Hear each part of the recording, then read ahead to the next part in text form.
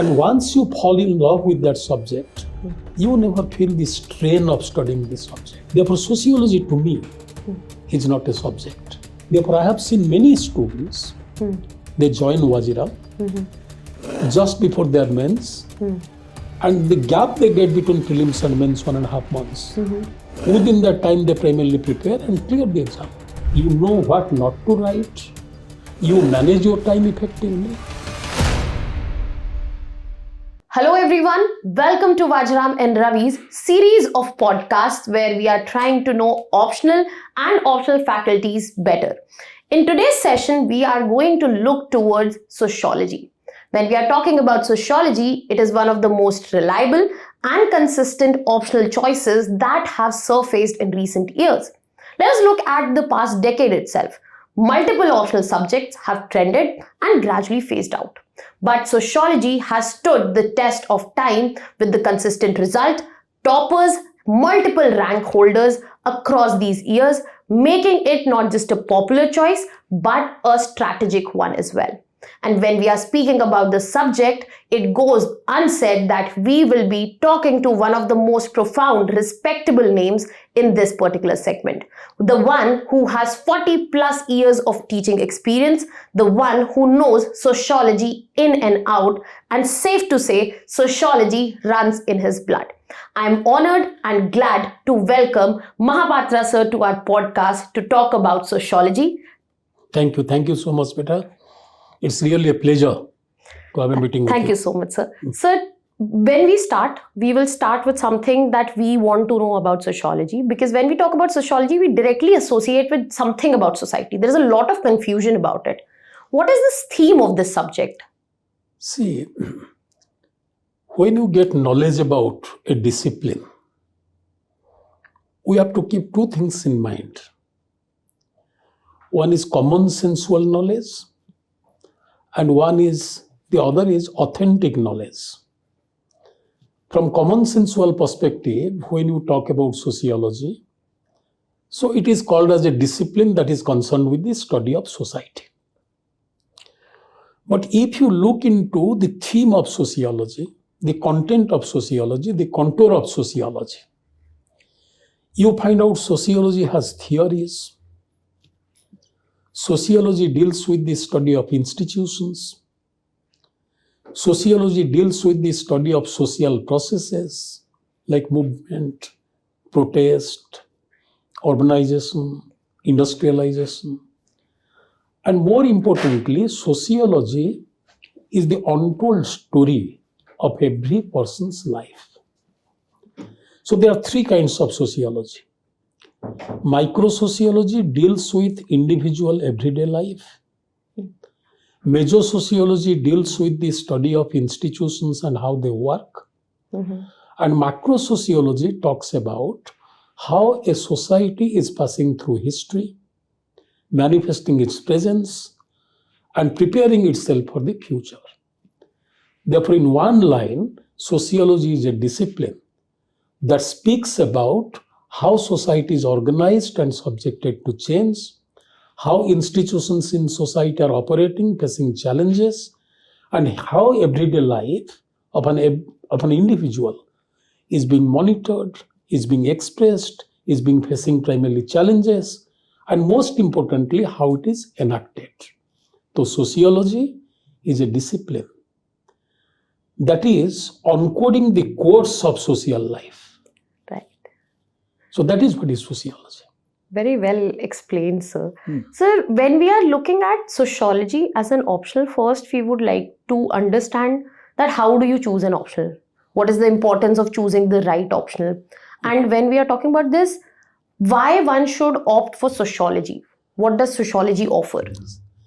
See, the problem is, when I primarily, listen to the lectures of the people, they introduce a particular optional by saying that this optional is a scoring subject. They say that this optional is good in comparison to other optionals. Always keep in mind, an optional is not tailor-made for UPSC. An optional is a branch of knowledge, so that is having its own content. own approaches. It is evolving over a period of time, maybe for centuries. Therefore, every optional is having its own primarily pattern, design, growth, evolution, and the state of maturity. And when a child is choosing an optional, either for the university degree or choosing an optional to make a career or for UPSC, first thing one has to keep in mind whether the theme of that optional interests you or not. And if it interests you, always I keep telling, you will be falling in love with that subject. And once you fall in love with that subject, you never feel the strain of studying the subject. Right. So you get involved with the whole discourse of preparation. So first you go through the content of a particular syllabus and relate. Suppose in sociology, you have a chapter on rural development.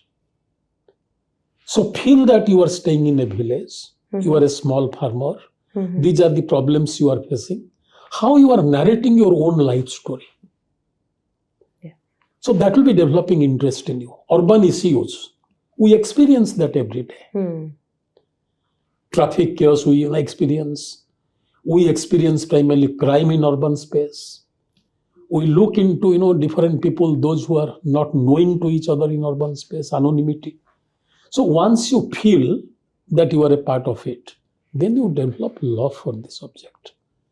And sociology is a discipline where the themes are not coming from the sky. Right. Themes of sociology are the narratives of your life. Narratives of the problem you encounter every day. You look into everything that sociology talks about. Take, for example, family, you are a part of it. Right. Marriage and kinship, you visit primarily different people to attend their marriage. Kinship, your extended kins are coming and primarily celebrating your success and joy. Religion, wherever you go, you find out a temple and you see people visit either the temple or from a distance they pay respect to the divinity. So religion is a part of us, politics is a part of us, families we are living with. So therefore the entire content of sociology is a narrative of your life, my life, everybody's life. Therefore when one is reading the themes of sociology, subject matter of sociology, it is not alien to them. Right. They feel connected with it, and once you feel connected with it, you fall in love with it. Once you fall love with it, then you don't take strain to read the books and understand the content. So like a story, it rather, flows into your mind. And once it flows into your mind, it appears in the form of content you write in the exam. So thought directs act. And thought is always a product of your compassion towards a particular subject, involvement with a particular subject, connect with a particular subject. Therefore, sociology to me is not a subject. It's your life. It's your experience. It's your concerns. It's your problems. So therefore, sociology always a symbolic primary explanation of what is happening around us and how we are primarily trying to understand it and interpret it. So when we are talking about that, how relatable this subject is, how it is easy to find and it is not dropping from the sky, who should be the people to opt it? Because in recent times, we have seen a lot of technical background students moving towards sociology and opting it. Why do you think it is happening? And who is the ideal candidate to go for sociology? See, sociology requires two things. One is imagination and second is expression. The people, those who can write well,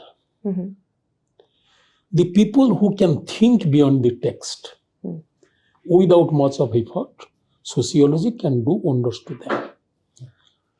And saying so, I always keep telling my students. So I always teach sociology to engineers. Most of the successful students and toppers of sociology over the decades, they have been engineers. And why engineers do well or science students do well in sociology, the reason is they always write an organized answer. And most important thing to get a good score is to avoid nonsense. Yes. Nonsense means don't write repetitions. Don't write unnecessary things. Hit at the bullseye. And the beauty of engineers is you tell them something, it strikes their head, and they organize it in a planned way and produce that in a systematic way in the answer. Right. So therefore, sociology, everybody can go for. It is not a subject that only social science students are opting for. Right.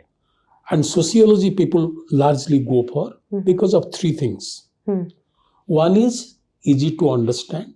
Correct. Second is it is very comprehensive. Third, it is easy to write. So within a limited period of time, one can primarily give a good performance in sociology. Therefore, I have seen many students, they join Vajiram just before their mains, and the gap they get between prelims and mains 1.5 months. Within that time, they primarily prepare and clear the exam. Many such candidates are there. Wow. And I can recall, there was a student who got second rank. He's now, settled in Chennai now. That person used to write nothing in the class. He will sit in the class, listen to everything what I speak, wrote the exam and cleared it, got second rank. Wow. So that is why you need a sociological mind, like antenna gives you signal.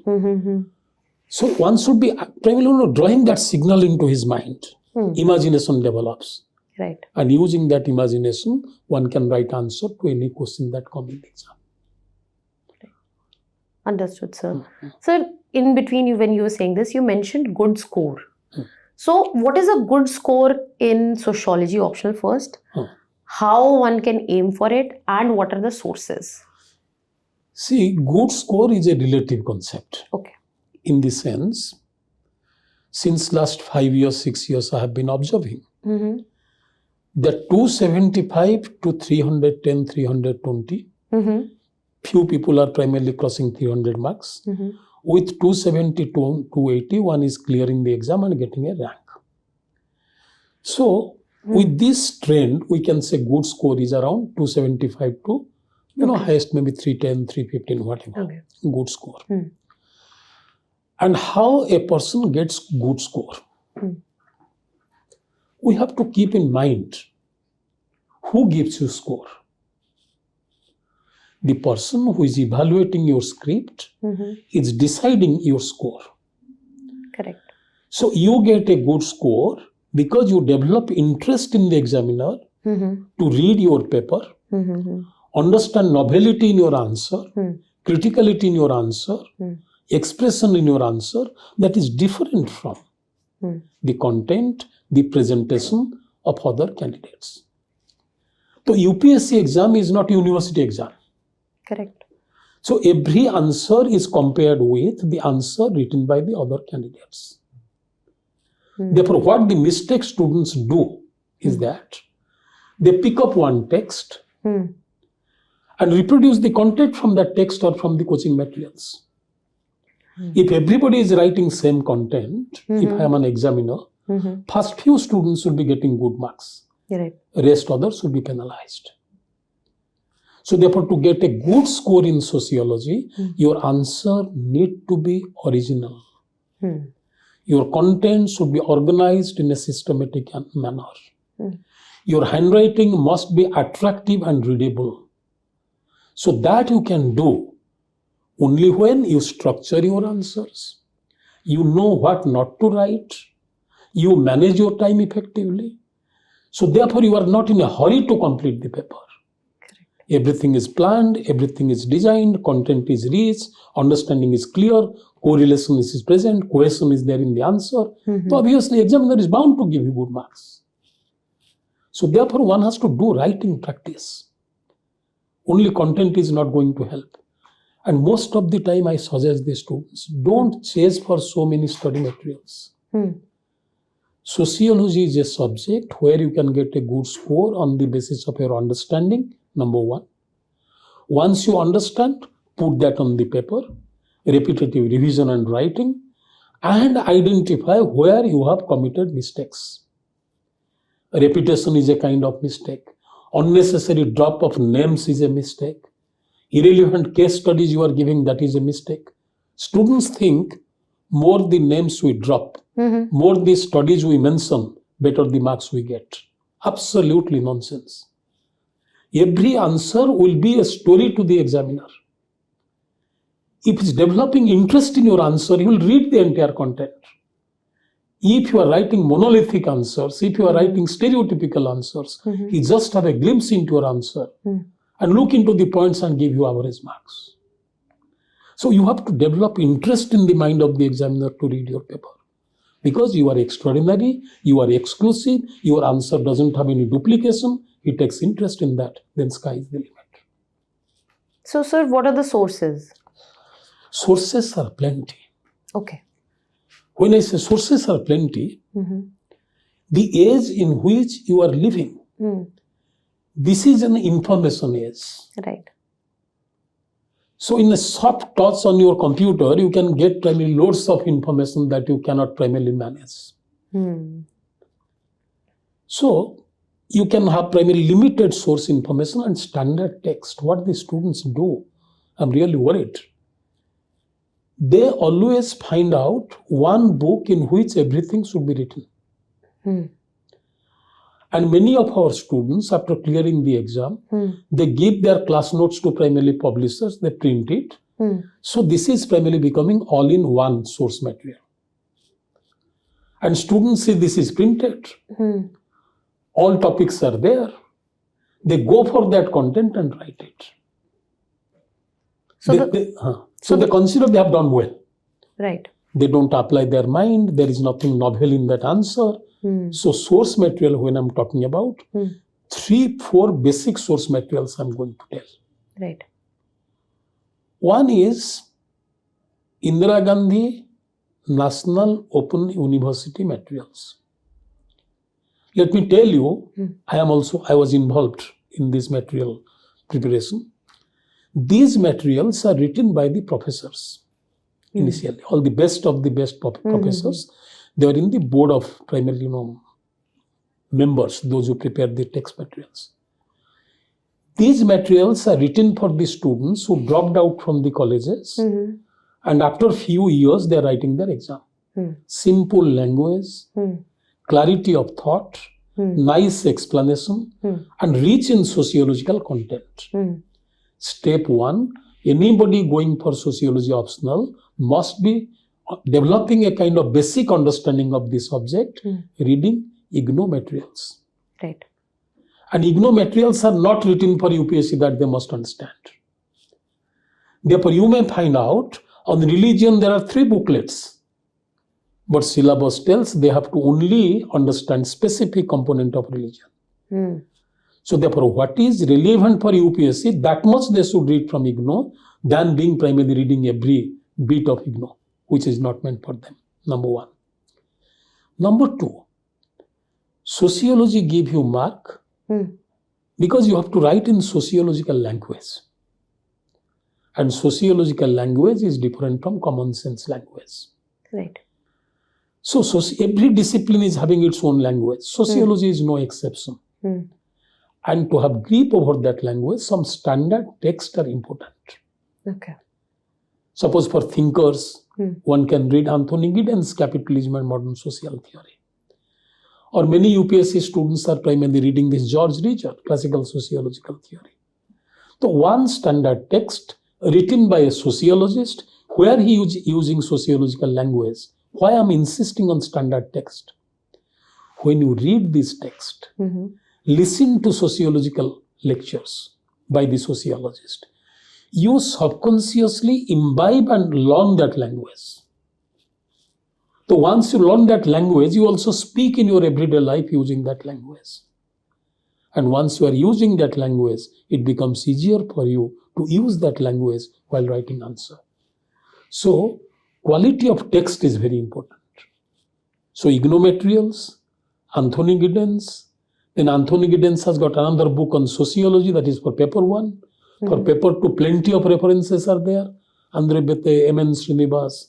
So I've got few books also on sociology, Indian sociology. Yes. So any good writing they can go for. Understood, sir.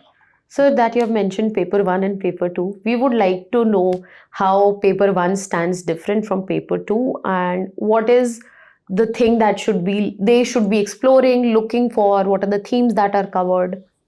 It's a very good question. Knowledge is not compartmentalized. Knowledge is always integrative. True. And UPSC has divided a particular optional paper into two parts, keeping in mind. One is how a discipline has developed, how a discipline is conducting research, what are the theories developing in that particular discipline, and what are the problems that discipline is addressing to in general is the content of paper 1.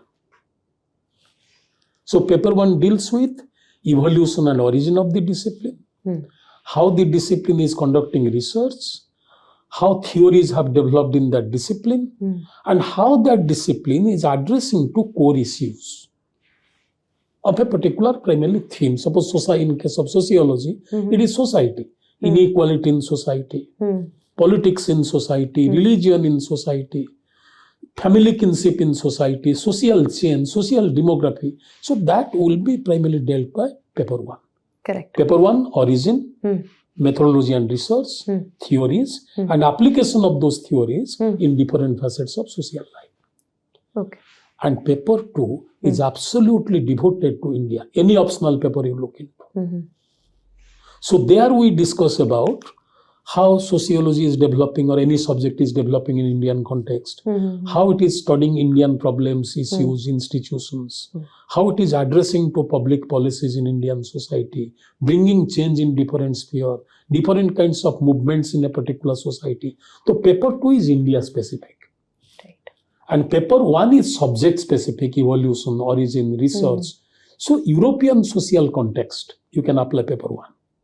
Understood. And paper 2, Indian social context. Coming back to the first point, knowledge you cannot divide. Suppose I am studying caste in India, agriculture in India. If I write narratives about caste system in India, it becomes history. How caste originated, caste in ancient India, medieval India, British India, how caste is primarily taking a new form in modern India. That is history. Correct. But when I am studying caste, applying sociological theories, from women's perspective, what is caste? Whether one is a Brahmin woman or one is a Dalit woman, the woman is at the end of the day woman, subjected to gender exploitation. True. Therefore, when one talks about caste, one is ignoring the problem of women. When one looks at caste from the standpoint of Dalits, caste is Brahminic, exploitative, this and that.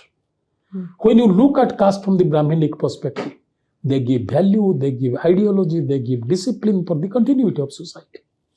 So using theories to understand social reality is primarily the interface between paper 1 and paper 2. Right. So paper 1 gives you theories and paper 2 gives you context. Right. So when you are connecting the both, you find out a healthy marriage between paper 1 and paper 2, that is celebration of knowledge. So knowledge can never be compartmentalized. Very well explained, sir, elaborated. It brightened up sociology, at least for me, in terms of understanding. So especially when we are looking at any optional, it is very important, the guidance, right? And this is where I would like to understand that what is the significance of classroom teaching when we are talking about guidance? See, classroom teaching has no alternatives. Classroom for a teacher is a sacred place. His lecture is a sacred performance.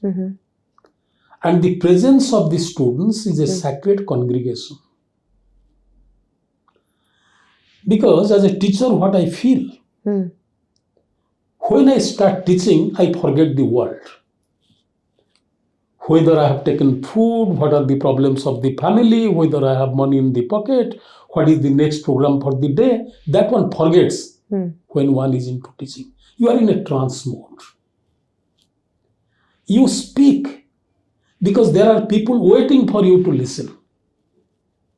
So the quality of teaching, I always keep telling, is dependent on the quality of recipients. So if the students are eager, they want to learn, that becomes an extraordinary experience. One. In a classroom, every student is a lively being. You modulate your lecture looking at the facial expression of the students. You can read from the face of the student whether what you have conveyed he has understood or not, internalized or not. You can primarily rephrase your sentences, bring new examples, so that the pedagogic discourse that is taking place in the class is not one-way delivery system. It is getting into the mind of the students, developing a sense of understanding in them, and once they understand, not only they will be writing good answers in the exam, they will be evolving into beautiful, empathetic individuals. So therefore, many students used to tell me, sir, after completing this course for 4.5 months, we become different individuals altogether. Therefore, classroom doesn't have any alternative. Classroom is a place where students are enjoying freedom to ask what they want to ask. Teacher is clarifying their doubts and taking them in right direction. Correct. So every second a teacher is consciously, subconsciously guiding the students. And in every second, the question of the students making a teacher evolving into primarily further better teacher. Teacher is becoming compassionate, understanding, carrying patience, because all kinds of questions students will ask. Correct. If you're answering to these questions, you carry patience. You learn from out of the class. So therefore, there is no alternative to classroom situation, because most of the things that students understand is registered in their mind when they're sitting in the class. Correct. So therefore, classroom doesn't have any alternatives. So they listen, they internalize, they write, and once you are writing on the basis of understanding, half the things you remember in the class. Other half you go back home and revise it. Then things are taken care of. Sir, when we are talking about classroom, you're very rightly saying that it is a sacred place, the connect where the teacher and student, it all comes alive. But one form of classroom is also online classroom. And students usually who talk to us, they tell us that what should we do and how should we get best of the sir or the teacher. They feel that they are at a disadvantage sometimes. What would you like to say about that? See, my first encounter in an empty room addressing to the students was 15 years back when UGC introduced this, open learning system. Okay. So I was given a huge room and I was sitting in front of big cameras, loads of light, and talking to the walls. Initially, I was uncomfortable because all through my life I was a teacher. I met students in the classroom, but that was an empty room and I'm speaking sociology. But during COVID time, when we introduced this online program,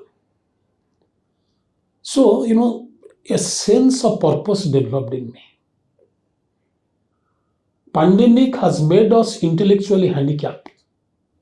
We cannot have that classroom program where direct primarily communication will be taking place between the teacher and student.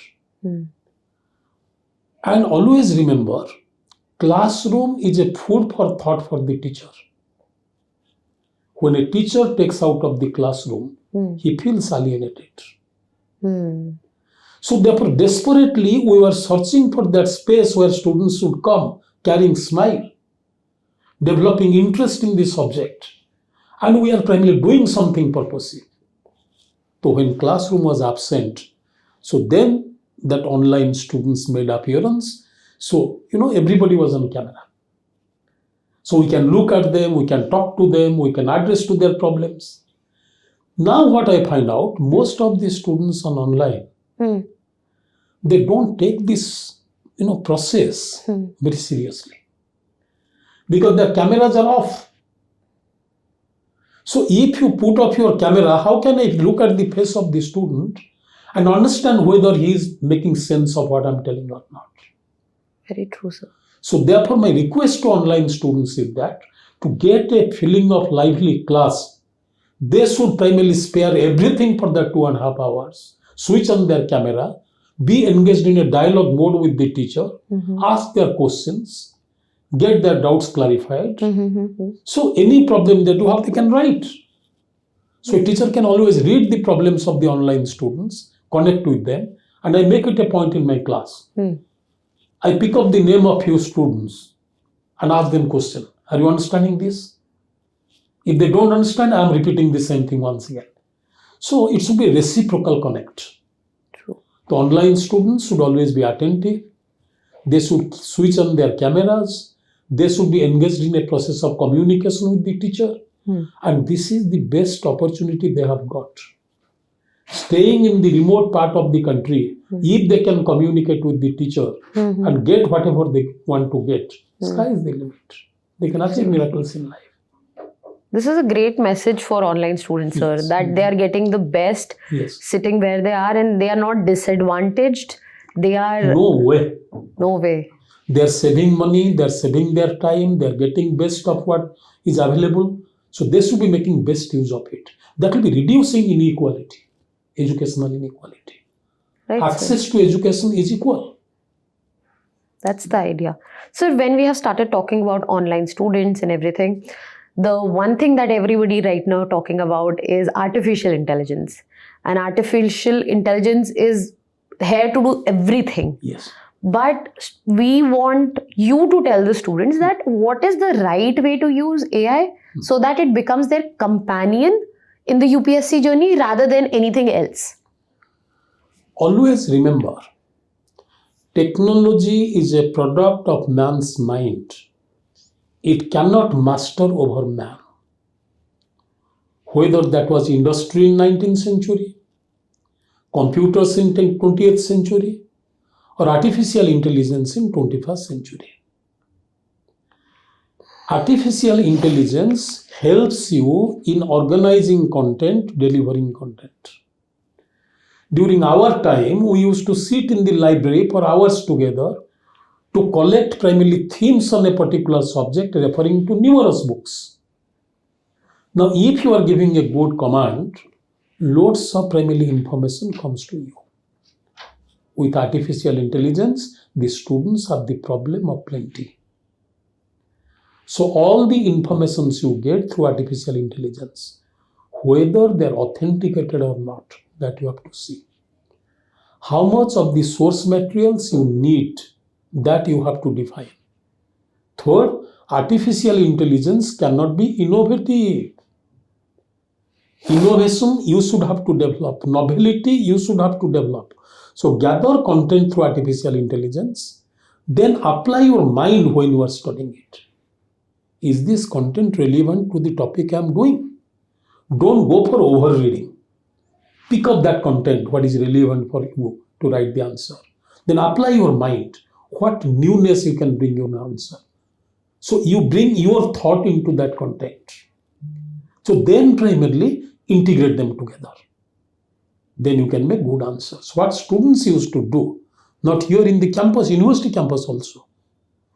They primarily download the materials from artificial intelligence and write on papers on that, thesis on that. So that is death of knowledge, death of scholarship. So therefore, every answer that you write using artificial intelligence, those content is also known to the examiner. He will be considering you are cheating, borrowing information and reproducing it, and all students will do that. And remember, this exam is to give you a career, you change your life. So don't prepare in a very mechanistic way. Use artificial intelligence in the best possible manner, that this is becoming a support system to you, not a liability to you. So don't pick up and reproduce. Pick up understand, apply your mind, organize your answer, and write original answers. That is some pearl of wisdom that students should actually know, because the problem of plenty is there with AI bringing another huge simulation. We don't want the students to feel lost. So it was something very rightly put by you. And when we are discussing this in great detail already and how one should prepare and everything, this is where I also want to know, for the sake of students, that when we are talking about sociology as a very good choice, does this help us beyond optional? Essay, GS answer writing. How does this as a subject enable them further, not just optional? They are given the tools to perform way ahead. And also, on this very note, how does this make them better administrators? How does this give them better personalities? Beyond just the rote understanding, analysis, how they should view this? See, UPSC has structured its syllabus to evaluate your overall personality. Right. So you are writing an essay so that how you are, integrating various sources of knowledge and expressing yourself that they see through essay. And most of the time you get philosophical essays. Essays in which hidden meanings are present. Right. Few years back you got a question. The destiny of a nation is built in the classroom. That essay has come. Yes. So this essay is primarily talking about how education can design the shape of the nation. Right. And in sociology, we do a lot about education. So education is not primarily a process by which you are getting a degree to enter into job market. Education shapes your thought. Education makes you confident. Education gives you knowledge. And more importantly, education gives you a vision. To understand the problem in the society you are living today and what are solutions to this problem. And education develops national character. In your schoolroom, you meet primarily people from different parts of the country or in different parts of the world in university system. And within educational system, you get to know how to promote gender equality. Therefore, education builds your career. Education gives you knowledge about your nation. Education talks about primarily, what are the problems in society.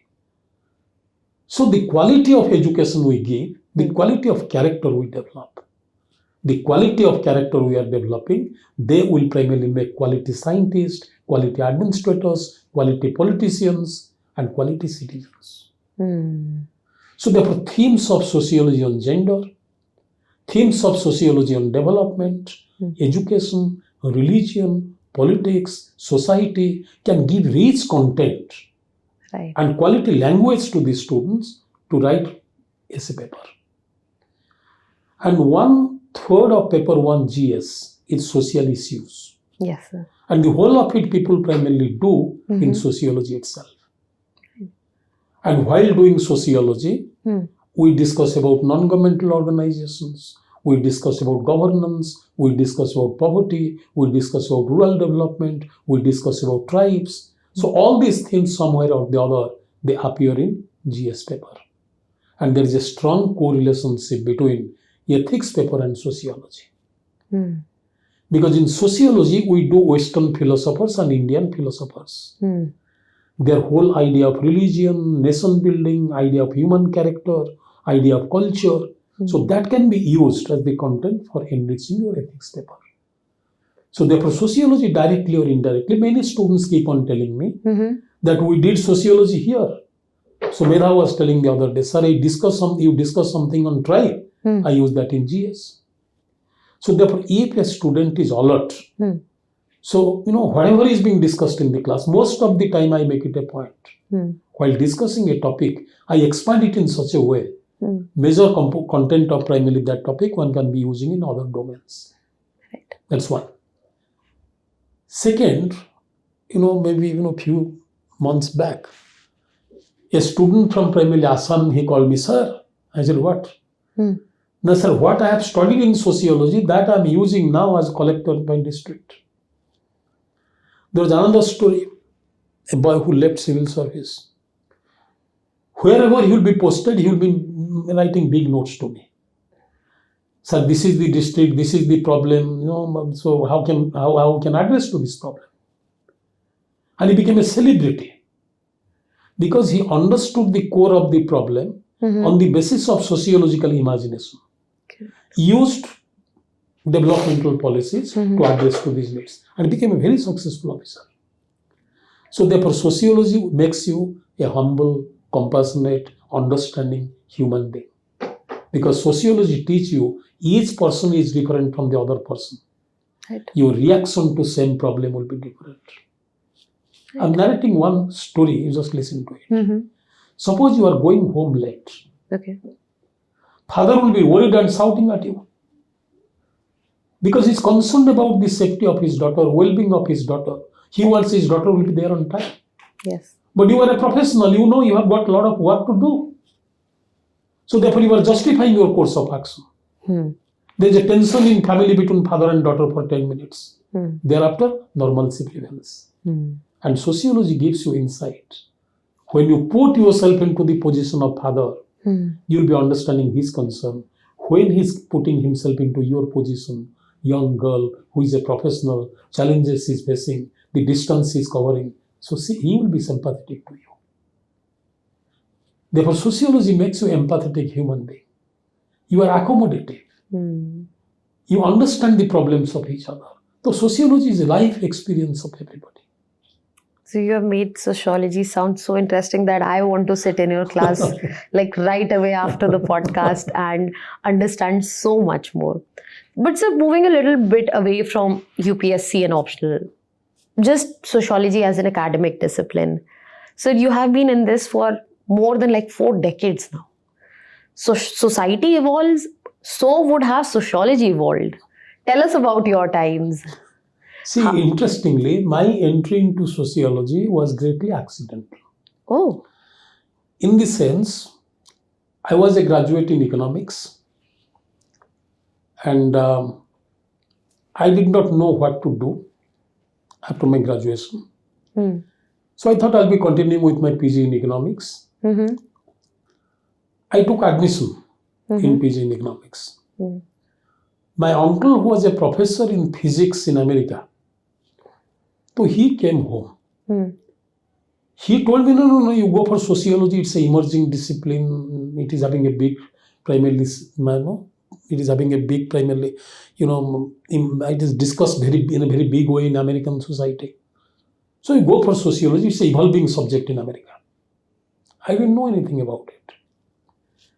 Then I went for this subject. In the initial stage, I didn't find out very many good professors are there who can primarily impact on the students to convince that sociology is a beautiful discipline. Then accidentally, I came to Delhi and wrote entrance in Delhi School of Economics and topped the list. So I got admission there. And we are a lucky generation that the people who founded sociology in India was our teachers. Wow. M.N. Srinivas, M.S. Rao, Professor Andre Bete, A.M. Saha, Anita Minocha, then Anand Chakraborty, all the big names were our teachers. And across sociology department, there is economics department. Right. Amartya Sen, Manmohan Singh, wow. Sukhmay Chakraborty, Suresh Tendulkar, K.L. Krishna, they were the teachers. So the people you read in the book, we have seen them live, talking to each other like ordinary beings. So institutions shape your career. Right. Institutions shape your life. And these people I named in sociology, they were not just teachers, they were influencers. You just see them and see their devotion and commitment to work. What I told you about classroom, that they practiced. Professor Bete will be there in the department sharp at 8. Whether it's raining or it is primarily storm, nothing, he'll be there in the department. And he was never ever late for his class. And the way he presents himself before the students in an ordinary way, you never feel that you are speaking to a big professor. They're so candid, so human, and at the same time so knowledgeable. The way they commute with their students, that develops interest in you. This is the end of the world. You don't need anything. You have primarily reached paradise. So we are lucky to get such kind of teachers. So I have seen that kind of sociology. So sociology brings in new content, new issues, because sociology is always an evolving subject. So now you see new kind of sociology of environment, sociology of health, sociology of sports, sociology of gender. So lot many kind of sociology has evolved. When I was a student, sociology of caste, kinship, agriculture, migration, that kind of sociology was there. Now we are discussing about sociology of war, sociology of language. So sociology changes with changing times. New mind, new scholarship, new issues, new research. So that is giving a momentum to sociology. So I'm feeling happy that I chose a vocation that gave me ultimate satisfaction. Right. Sir, as beautiful and the transition and as sociology is the lens to society. Yes. What is one concept do you think that citizens should know, sociological concept, that will help them, that will make our nation better, society better? The same concept, an idea. Okay, sure. Single idea is people should always consider we never make a society. Before us, society was present. After us, it is going to continue. Right. So we have to make our impact on this society. Mahatma Gandhi never made India. He was born into India. Right. But he left his impact on India, for which we are remembering him today. Therefore, people should not consider that they are the makers of society. They are born into a society. They have a responsibility to make impact on society, and when they make impact on society, they will be remembered till the time society exists. Therefore, every common individual in the country, member of the society, should try to make his impact small or big on social life. So that is primarily a service to the cause of society. Very beautifully put, sir, and that's a great idea. I think it is not just for students, but citizens also to keep in consideration and actually imbibe it and implement it. So on this note, let us move towards a small rapid fire round because we are moving towards the end. So I'll be asking a few questions. So first one, Marx, Weber or Durkheim, whose lens explains India best today? I always keep telling to my students, Weber is my favorite, and I have no primarily, hesitation in saying so. Amazing. Because Weber is a liberal scholar who tells reality is always dynamic. Correct. So you do that what you want. So therefore everything is complex. So Weber is the right choice to understand India. Complex nature of caste, kinship, religion, development, everything. Understood. One everyday habit that shows us that sociology is in action. You get up and you don't talk to yourself. You meet the people and carry a smile. That is how society starts. Interaction, communication is grounding to social life. Okay. What about social media? Is it integration or alienation? Can you tell me a gun is good or bad? Or a knife, good or bad? If you give a knife to the doctor, you'll save the life of a patient. If you give it to a thief, you'll be killing another person. Therefore, social media, if you use it perfectly, is an asset to you. Right.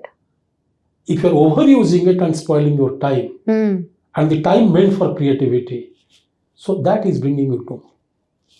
Very well put, sir. Sir, one Indian movie that you think that describes the social reality of our country? To me, it is all-time favorite, Three Idiots. Oh, wow, sir. Because the destiny of the child is determined by the, will of the parents. Before the child is born, you make him an engineer. This is absolutely rubbish and nonsense. In one of my public speeches, I have said, most of the students are coming to UPSC, not that they love to primarily go for it. They are coming here to fulfill the parents' aspiration. Right. And indirectly, they are carrying so much of load on themselves. We have to fulfill the dreams of our parents. So then I have to work hard. So they carry so much of tension. They're becoming directionless. Don't take that tension. Right. This is an exam you are writing. If happens, well and good. If not happens, still there are many other good things to do in life. True, so true.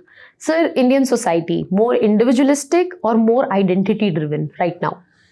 India can never be an individualistic society. How big, how powerful, how successful you may be, you always stay connected to family. You are known by the name of your family. You are known by primarily, the people who are close to you. Identity stays in the heart. Individual aspiration stays in the mind. And the beauty of the people of India, they never ignore their mind in favor of heart and vice versa. So living with identity, they still cherish their individual goals. So therefore, people go for both. Last, sir, one sociological term for India's youth today. One sociological term instead of one sociological term, I'll be saying one sociological statement. Okay, please, sir. Youth of today are primarily the future of the nation. Their discourse, their aspiration, and their deeds will be making what India would be in future. India is in your hand. You have to channelize your energy today to make India better, progressive, integrative, happy, joyous, and a country that enriches with its past and primarily aspiring for a great future. That was all, sir. But what we have learned in this conversation, it is an absolute privilege to hear this, to understand this. I'm sure sociology makes everybody better, but this session, whoever is watching, it has made us think more, understand better. And thank you so much for your time. Thank you so much, beta.